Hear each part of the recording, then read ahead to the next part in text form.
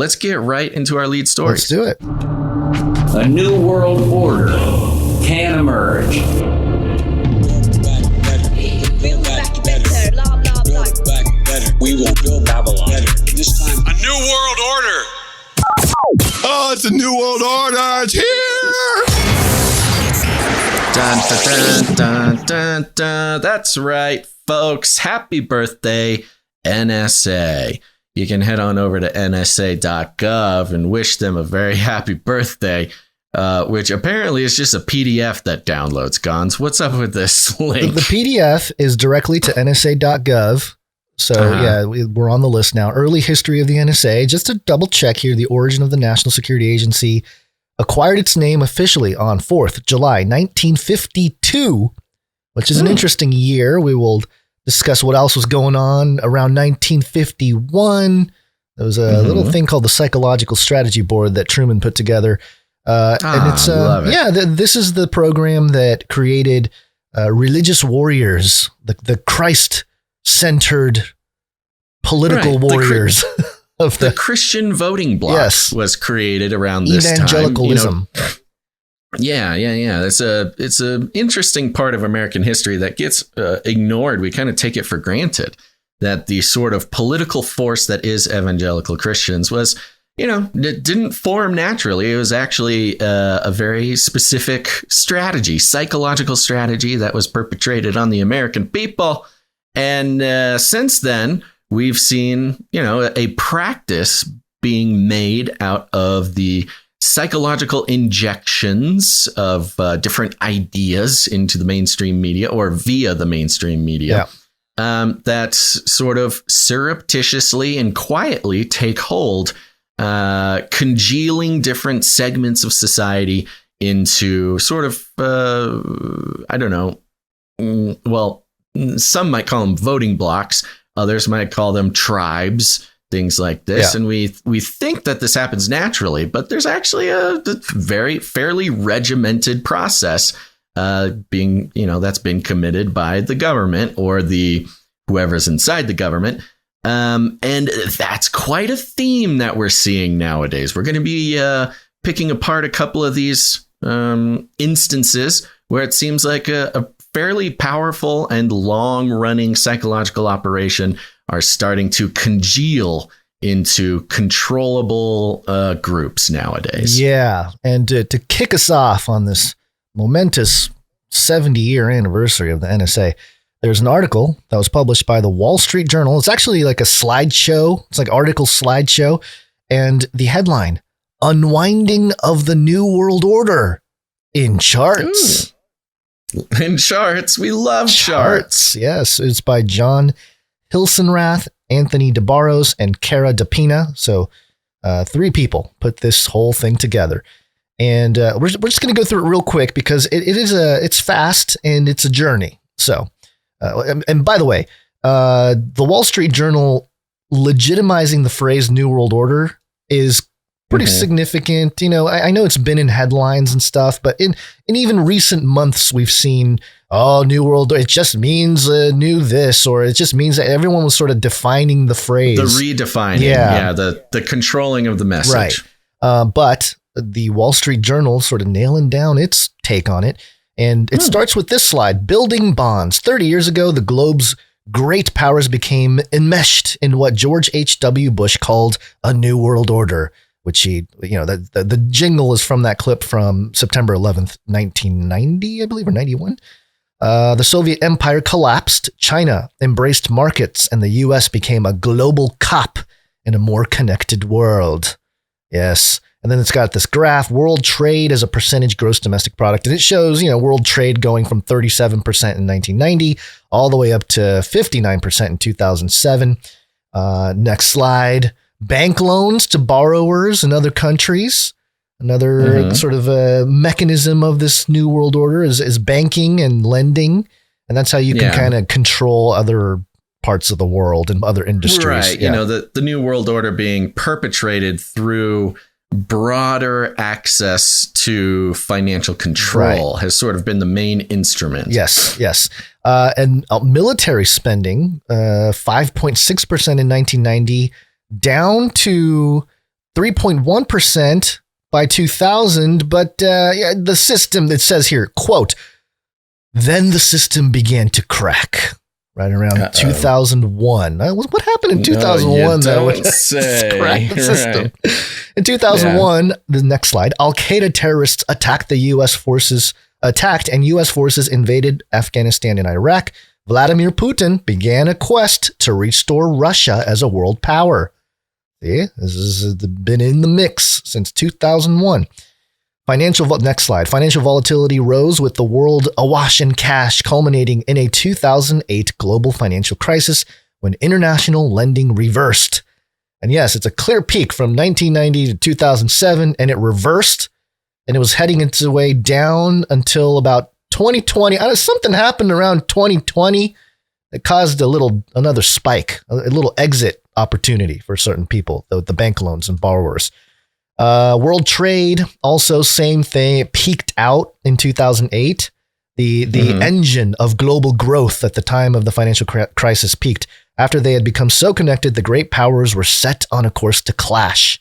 So the New World Order did all it could by 2007. Talks about supply chains, which is, of course, it's become another issue post 2020. And then it's got the China tariffs.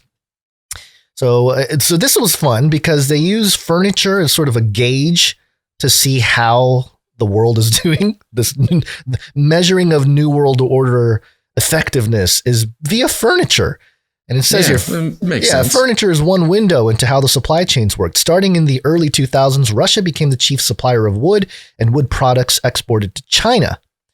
In turn, China became the world's factory floor. U.S. furniture imports from China by dollar value peaked in the financial crisis, then dropped sharply after former President Donald Trump imposed tariffs on Chinese goods. Now, at this point, I thought, okay, strange that the only president mentioned in this entire thing so far is George H.W. Bush calling for a new world order in the early 1990s, and then the next president mentioned is Trump and the whole Chinese tariffs. It's like, okay. It's interesting. Yeah, they don't even mention Clinton, who sort of fostered the relationship. I don't know if it was his idea, but he was president when the whole China thing took place. Right. The imports pushed down costs for American consumers, but also drove down jobs for U.S. workers in the industry, one source of global tension.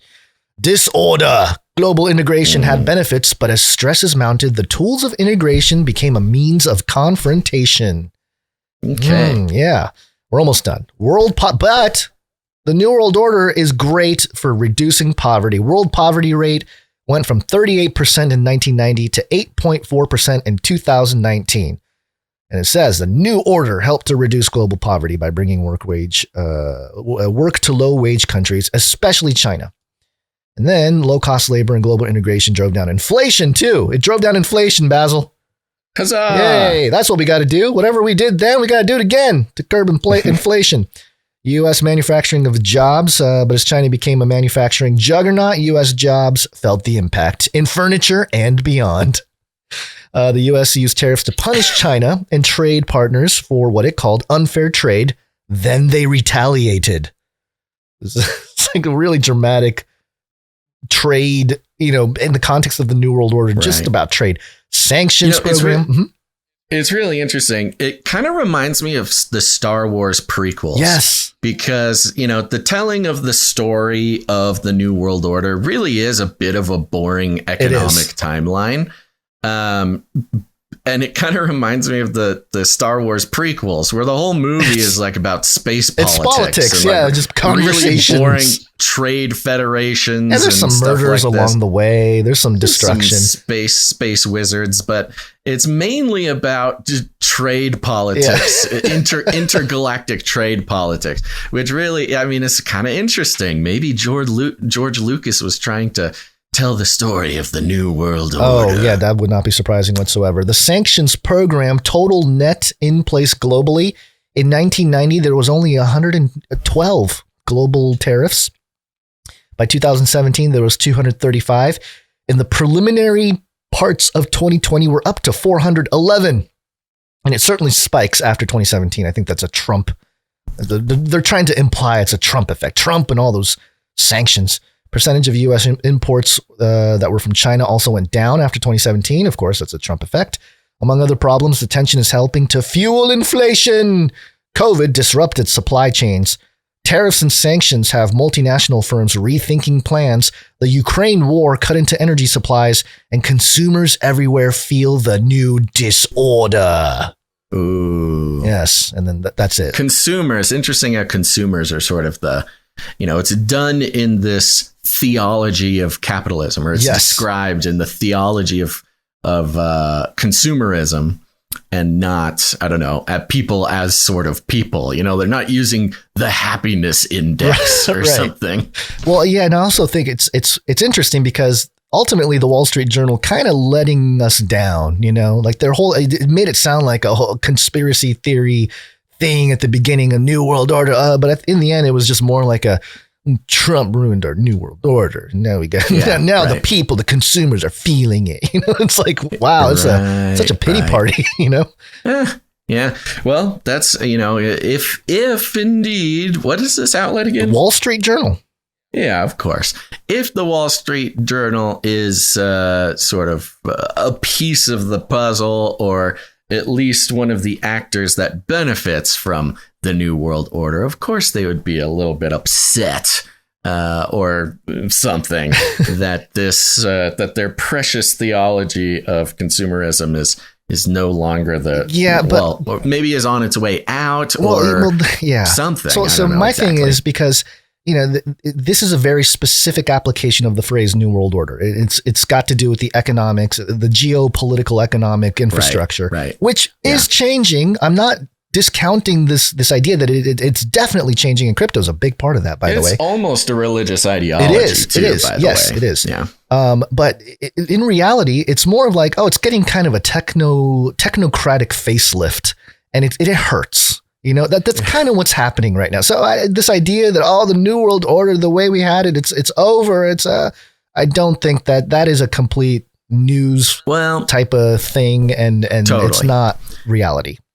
Well, notice how the New World Order is being described as something that's good for everyone. It's good for reduced poverty. Right. Yeah. Which is part of what makes it sort of a religious ideology more than an economic. Right. Well, very interesting. Thank you for bringing that, Gonzo.